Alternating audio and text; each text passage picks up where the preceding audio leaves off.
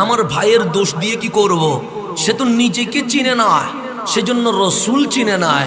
যদি নিজে চিনত নিজেরে, সে রসুলের প্রেমের বাগানে অনেক আগেই ডুব দিয়ে দিত।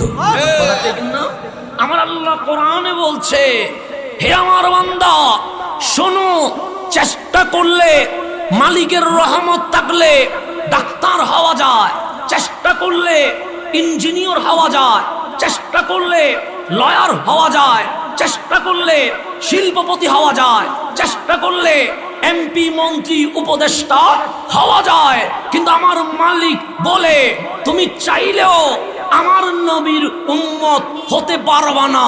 মালিক কেন? সেটা টাকা দিয়ে হয় না, স্বর্ণ দিয়ে হয় না, ডলার দিয়ে হয় না। ওয়াকাযালিকা জাআলনাকুম উম্মাতাও ওয়াসাতা, আমি মালিক যার অন্তর কবুল করেছি তাকে হাবিবুল্লাহর উম্মত হিসেবে কবুল করে ফেলেছে।